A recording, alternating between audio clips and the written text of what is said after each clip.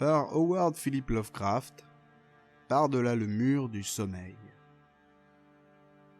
Je me suis souvent demandé si la majorité du genre humain prend jamais le temps de réfléchir à la signification, formidable parfois, des rêves et du monde obscur auquel ils appartiennent. Bien que la plupart de nos visions nocturnes ne soient peut-être rien d'autre que de vagues et bizarres reflets de nos expériences à l'état de veille, n'en déplaise à Freud avec son symbolisme puéril, il en reste néanmoins dont le caractère dépaysant et éthéré ne permet aucune interprétation banale, et dont l'effet vaguement provocateur et inquiétant évoque la possibilité de brefs aperçus dans une sphère d'existence mentale non moins importante que la vie physique, et pourtant séparée d'elle par une barrière pratiquement infranchissable. D'après mon expérience, je ne puis douter que cet homme qui a perdu sa conscience de terrien séjourne en réalité dans une vie autre et incorporelle, d'une nature fort différente de la vie que nous connaissons, et dont ne demeurent au réveil que les souvenirs les plus fragiles et les plus confus. De ces souvenirs flous et fragmentaires, on peut tirer beaucoup de déductions mais peu de preuves. On devine que dans la vie des rêves, le matériel et le vivant ne sont pas nécessairement immuables, et que le temps et l'espace n'existent pas tels que les saisit notre moi éveillé. Je pense quelquefois que cette existence moins matérielle est notre vie véritable, et que notre vaine présence sur le globe terraqué est elle-même le phénomène secondaire ou simplement virtuel. Ce fut d'une rêverie juvénile pleine de spéculations de ce genre que j'émergeai un après-midi de l'hiver 1900-1901. Lorsqu'on m'amena dans l'établissement public de psychopathologie où j'exerçais les fonctions d'interne, l'homme dont le cas depuis n'a jamais cessé de me hanter. Il fut inscrit sous le nom de Joe Slater, ou Slader, et il avait le type caractéristique d'un montagnard des Catskills, un de ces rejetons étranges et repoussants d'une race paysanne primitive de colons, que près de 3 siècles d'isolement dans les repères accidentés d'une campagne peu fréquentée avaient plongé en une sorte de dégénérescence barbare, au lieu qu'ils progressent comme leurs congénères plus heureux des districts fortement peuplés. Chez ces gens bizarres, équivalent exact de l'élément décadent des petits blancs du Sud, il n'est ni loi ni morale, et leur niveau mental est probablement inférieur à celui de n'importe quel autre groupe américain de souche. Joe Slater, qui arriva dans notre établissement sous la garde vigilante de 4 agents de police, et qui fut décrit comme très dangereux, ne présentait assurément aucun signe de ce naturel redoutable quand je l'aperçus pour la première fois. Malgré une taille au-dessus de la moyenne et un corps plutôt vigoureux, il avait l'allure ridicule d'un inoffensif idiot, avec ses petits yeux larmoyants d'un bleu pâle et sans vie, les poils rares d'une barbe jaune hirsute non taillée, et la lourde lèvre inférieure qu'il laissait pendre mollement. On ne connaissait pas son âge, car chez ces gens-là, il n'existe ni archive familiale ni lien permanent de parenté. Mais d'après la calvitie à l'avant du crâne et le mauvais état des dents, le médecin-chef inscrivit que l'homme avait la quarantaine. Les documents médicaux et légaux nous apprirent tout ce qu'on pouvait recueillir sur son cas. Vagabond, chasseur et trappeur, cet homme avait toujours paru étrange aux yeux de ses primitifs compagnons. La nuit, il dormait habituellement plus qu'il n'est normal, et souvent à son réveil, il parlait de choses inconnues, de façon si bizarre qu'il inspirait la crainte, même au cœur d'une populace sans imagination. Non que son langage eût une forme exceptionnelle, car il n'employait jamais que le patois corrompu de son entourage. Mais le ton et la teneur de ses propos étaient d'une si mystérieuse extravagance que nul ne pouvait les écouter sans frayeur. Il était lui-même en général aussi terrifié et déconcerté que ses auditeurs, et 1 heure après son réveil, Il oubliait tout ce qu'il avait dit, ou du moins tout ce qui l'avait poussé à parler comme il l'avait fait, retombant dans un état normal de semi-amabilité bovine, propre aux autres montagnards.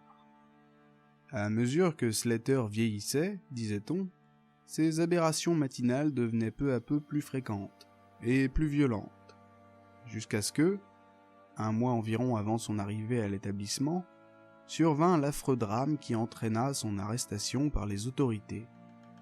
Un jour, vers midi, après un profond sommeil commencé dans une débauche de whisky aux environs de 5 heures l'après-midi précédent, l'homme s'était réveillé tout à coup, avec des hurlements si horribles et si prodigieux qu'ils avaient attiré plusieurs voisins dans sa cabane. Immonde porcherie où il vivait avec une famille aussi indescriptible que lui. Se ruant dehors dans la neige, il avait dressé ses bras vers le ciel et entrepris une série de bonds pour s'élever tout droit en l'air.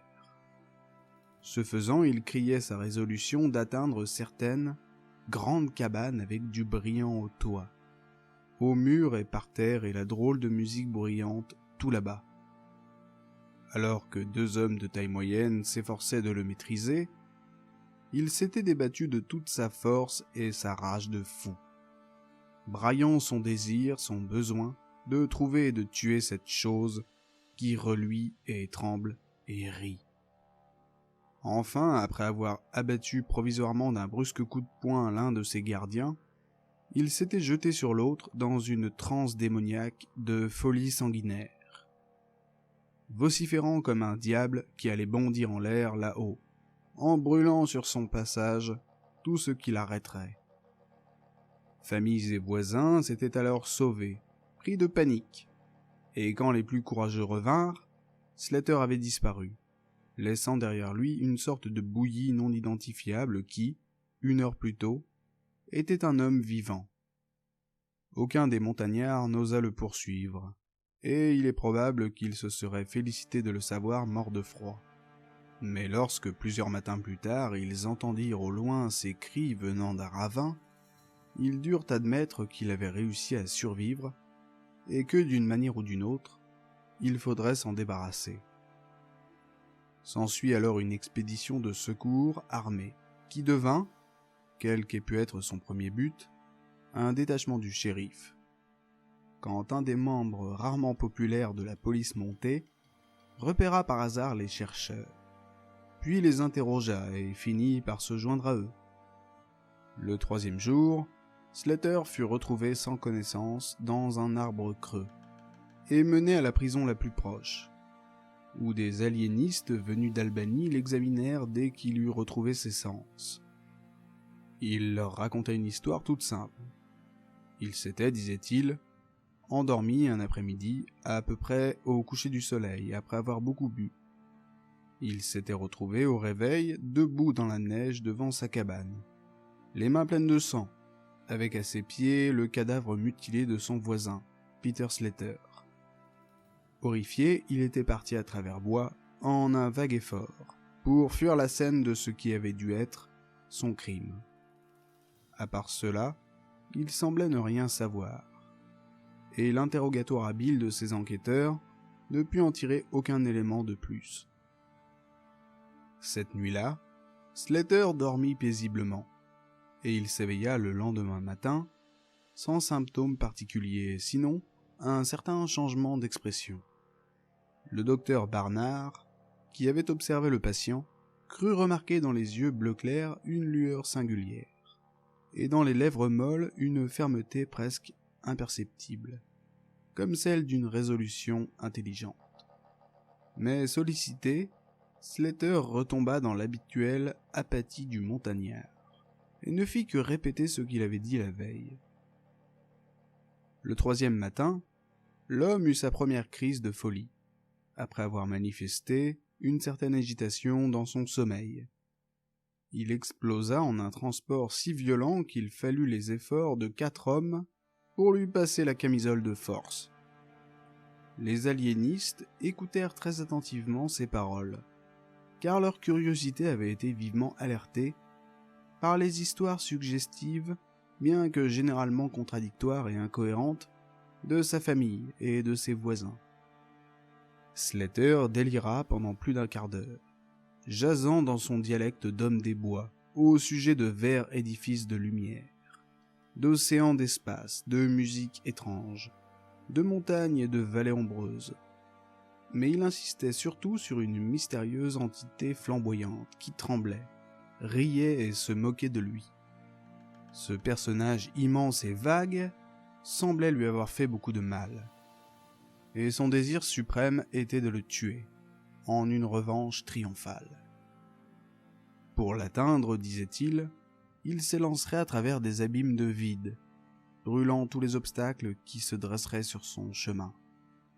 Ainsi se pressaient ses paroles, jusqu'au moment où, avec une soudaineté incroyable, il se tut. Le feu de la démence s'éteignit dans ses yeux, et avec un morne étonnement, il regarda ce qui l'interrogeait et demanda pourquoi il était attaché. Le docteur Barnard déboucla le harnais de cuir et ne le remit pas avant la nuit, quand il eut réussi à persuader Slater de le revêtir de son propre gré, pour son bien. L'homme avait alors reconnu qu'il disait parfois des choses étranges, et sans savoir pourquoi. Pendant une semaine, 2 nouvelles crises se produisirent, mais les médecins en apprirent peu de choses. Ils méditèrent longuement sur la source des visions de Slater, car puisqu'il ne savait ni lire ni écrire, et n'avait apparemment jamais entendu de légendes ou de contes de fées, sa magnifique imagerie était tout à fait inexplicable. Qu'elle ne pût venir d'aucun mythe ou récit romanesque, c'était particulièrement évident étant donné que le malheureux aliéné ne s'exprimait que dans son parler tout simple. Il divaguait sur des choses qu'il ne comprenait pas et ne pouvait interpréter, des choses qu'il prétendait avoir vécues, mais qu'il n'avait pu apprendre d'aucun récit ordinaire ou logique. Les aliénistes conclurent bientôt que des rêves anormaux étaient à la base des troubles. Des rêves dont le caractère impressionnant pouvait momentanément dominer tout à fait, à l'état de veille, l'esprit de cet homme fondamentalement inférieur. Slater fut jugé pour meurtre, en bonne et due forme, acquitté pour cause d'aliénation mentale, et confié à l'établissement où j'occupais une si modeste fonction.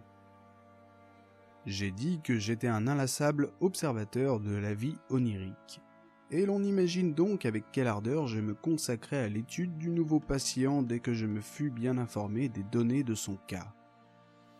Il semblait sentir en moi une certaine sympathie, en raison sans doute de l'intérêt que je ne pouvais dissimuler, et de la douceur avec laquelle je l'interrogeais. Non qu'il m'ait jamais reconnu pendant ces crises, tandis que je me penchais, retenant mon souffle, sur ces évocations incohérentes mais cosmiques. Il me connaissait bien, en revanche. Dans ces heures calmes, quand, assis près de sa fenêtre à barreaux, il tressait des paniers de paille et d'osier, en soupirant peut-être après la liberté de la montagne, dont il ne jouirait jamais plus. Jamais sa famille ne venait le voir. Elle avait probablement trouvé un chef temporaire, selon l'usage des montagnards décadents. Je ressentis peu à peu un émerveillement confondant devant les conceptions insensées et fabuleuses de Joe Slater. L'homme lui-même était lamentablement inférieur par la mentalité comme par le langage. Mais ces visions éclatantes de titans, même décrites en un jargon barbare et incohérent, étaient de celles que seul un esprit supérieur ou même exceptionnel pouvait concevoir. Comment, me demandais-je souvent, l'imagination pesante d'un dégénéré des Catskills pouvait-elle faire apparaître des spectacles dont la jouissance même dénotait une secrète étincelle de génie? Comment ce lourdeau d'un pays perdu aurait-il acquis ne fût-ce que l'idée de ces royaumes étincelants du rayonnement et de l'espace céleste, sur lesquels Slater déchaînait l'emphase de son délire? De plus en plus, j'inclinais à croire que dans la navrante personnalité qui s'humiliait devant moi, gisait le noyau déséquilibré d'une chose qui passait ma compréhension, et dépassait infiniment la compréhension de mes collègues scientifiques et médecins. plus expérimenté mais moins imaginatif. Et pourtant, je ne pouvais obtenir de cet homme rien de précis. De toute mon enquête, il résultait que dans une sorte de vie onirique semi-corporelle, Slater errait, ou flottait à travers de resplendissants et prodigieux vallons, prairies, jardins, cités et palais de lumière. Dans une contrée sans limite et inconnue de l'homme, que là il n'était ni paysan ni dégénéré, mais une créature d'importance et d'une vie éclatante, se déplaçant fièrement, avec autorité, et contrecarré seulement par certains ennemis mortels, qui semblait un être de structure visible, bien qu'éthéré, sans avoir apparemment forme humaine, car Slater n'en parlait jamais comme d'un homme, ou quoi que ce soit d'autre qu'une chose. Cette chose avait fait à Slater un mal atroce, mais innommé, que le fou, s'il était fou, brûlait de venger. Des allusions de Slater à leur relation, je conclus que lui et la chose lumineuse s'étaient rencontrés sur un pied d'égalité, que dans son existence onirique, l'homme était lui-même une chose lumineuse de la même race que son ennemi.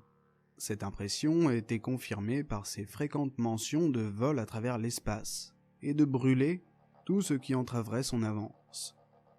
Ces idées, cependant, étaient formulées en termes paysans tout à fait insuffisants à les rendre, et cela m'amena à conclure que s'il existait vraiment un monde onirique, on n'y utilisait pas le langage oral comme moyen de transmission de la pensée.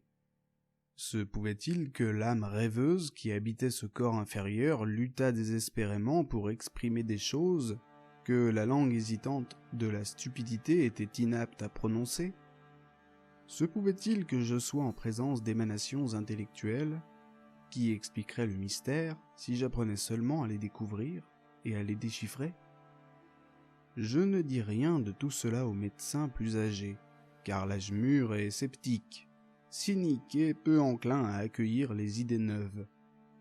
D'ailleurs, le directeur de l'établissement m'avait récemment fait observer d'un ton paternel que je me surmenais et que mon esprit avait besoin de repos.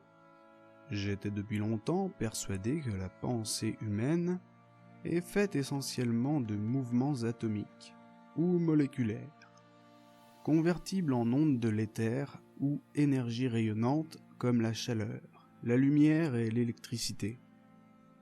Cette conviction m'avait conduit très tôt à envisager la possibilité d'une communication télépathique ou mentale au moyen d'un dispositif approprié. Et pendant mes années d'université, j'avais monté un ensemble d'appareils émetteurs et récepteurs assez semblables aux engins encombrants utilisés pour la télégraphie sans fil à ce stade rudimentaire, qui précéda la radio.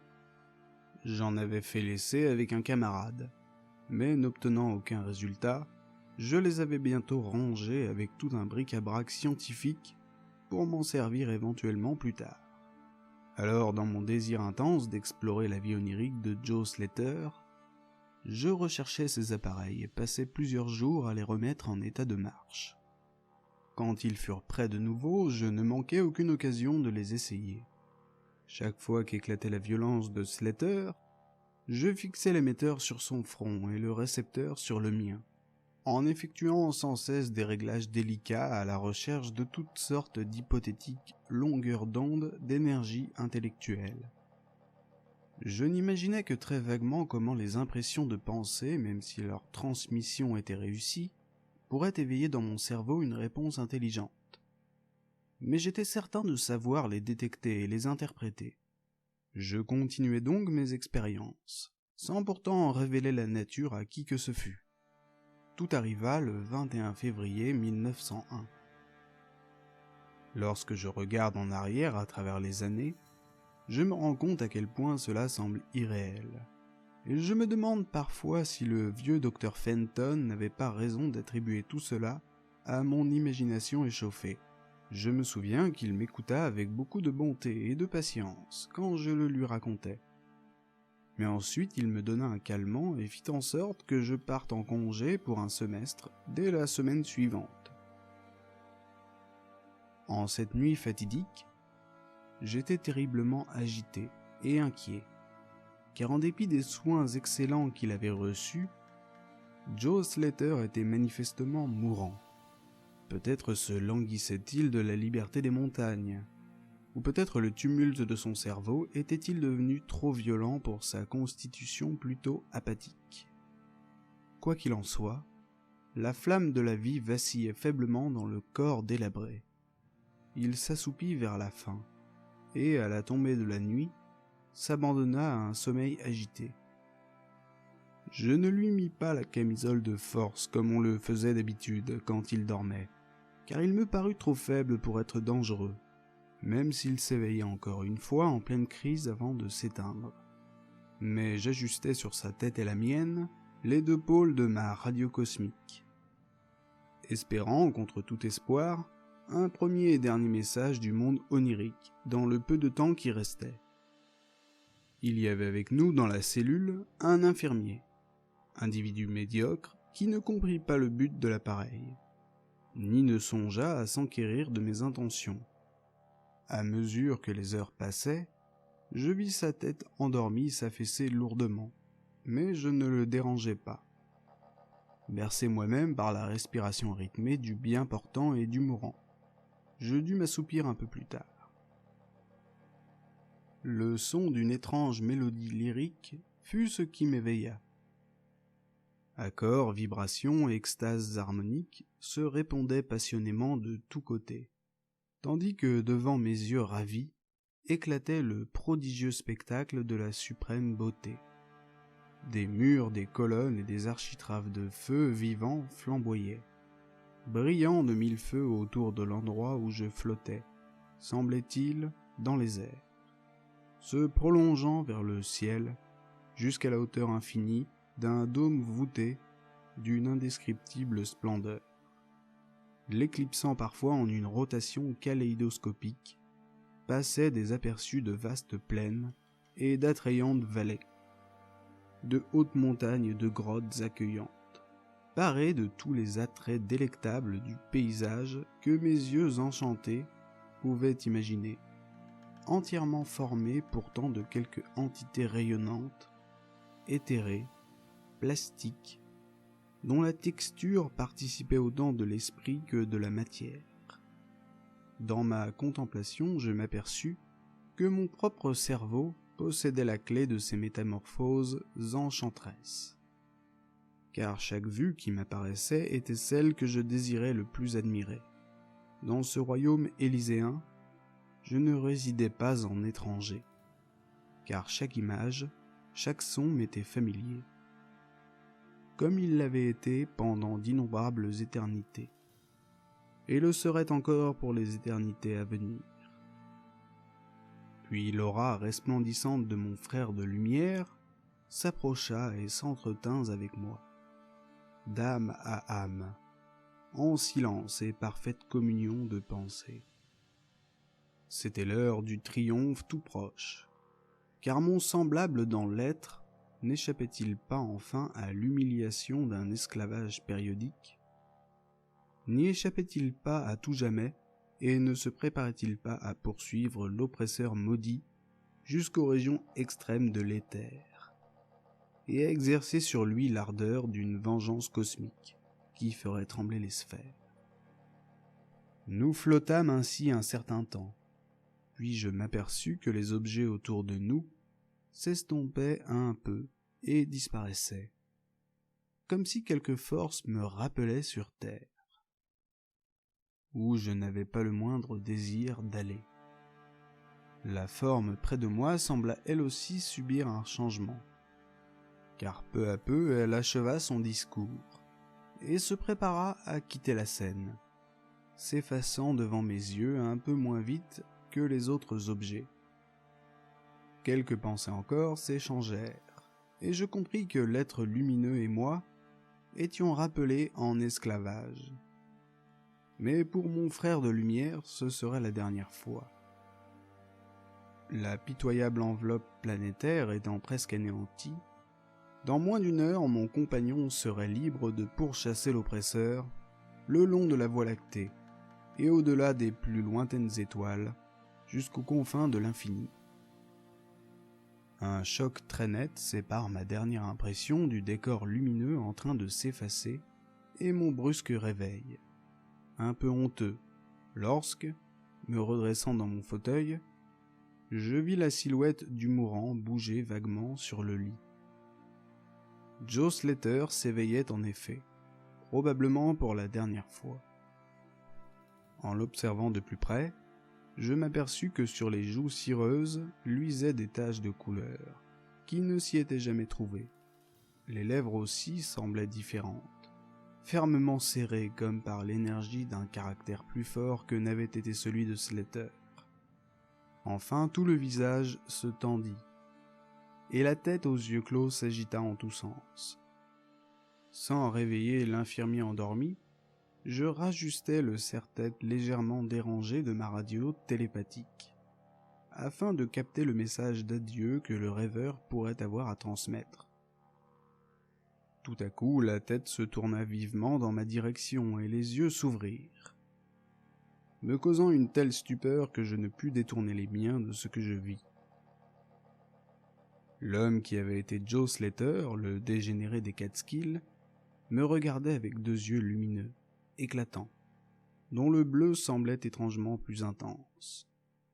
Ni folie ni dégénérescence dans ce regard-là, et je sentis sans le moindre doute que je contemplais un visage derrière lequel il y avait un esprit agissant d'un ordre supérieur. À ce moment, mon cerveau prit conscience que, de l'extérieur, une ferme influence s'exerçait sur lui. Fermant les yeux pour concentrer plus profondément ma réflexion, je fus récompensé par la certitude positive que mon message mental tant cherché était enfin arrivé. Chaque idée transmise se formait rapidement dans mon esprit et, bien qu'aucun langage réel ne fût employé, j'avais une telle habitude d'associer conception et expression qu'il me semblait recevoir le message en anglais courant.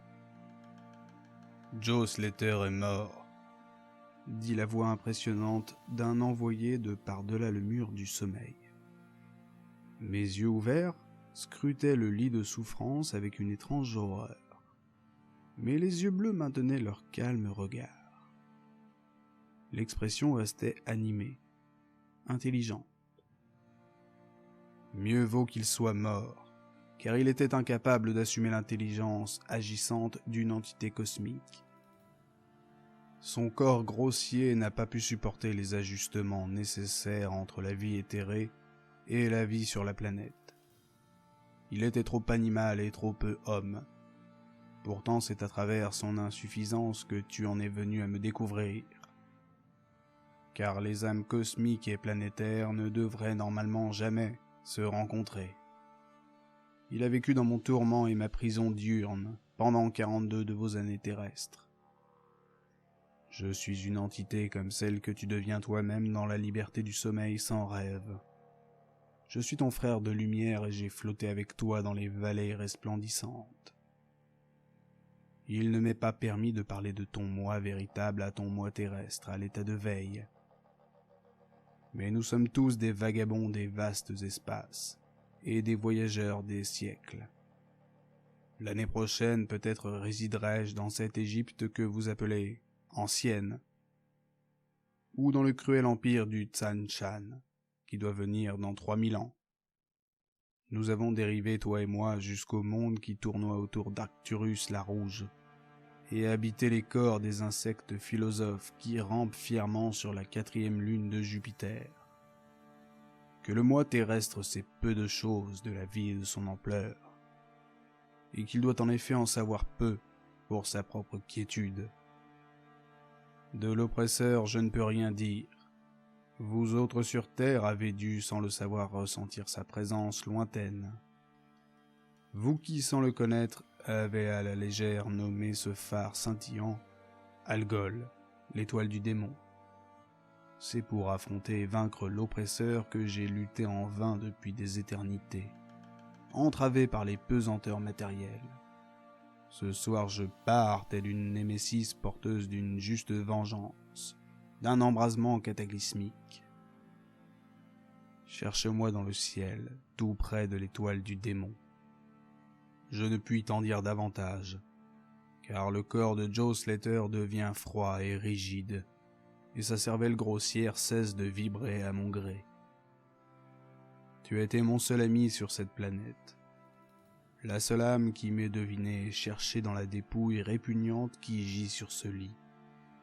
Nous nous reverrons, peut-être dans les brumes rayonnantes de l'épée d'Orion, peut-être sur un plateau désolé de l'Asie préhistorique, peut-être ce soir même dans des rêves que tu oublieras, ou peut-être sous quelque autre forme dans une éternité, quand le système solaire aura été anéanti. À ce moment, les ondes de pensée cessèrent brusquement, et les yeux clairs du rêveur, ou dois-je dire du mort, commencèrent à devenir vitreux.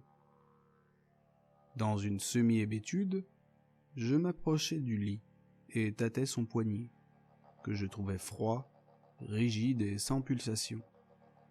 Les joues cireuses blêmirent de nouveau, et les lèvres épaisses se relâchèrent, découvrant les crocs hideusement pourris de Joe Slater le dégénéré.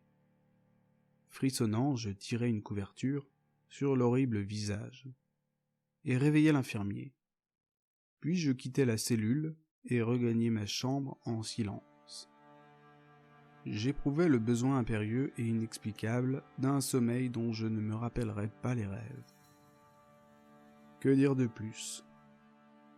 Quel simple récit scientifique peut se vanter d'un tel effet d'éloquence ?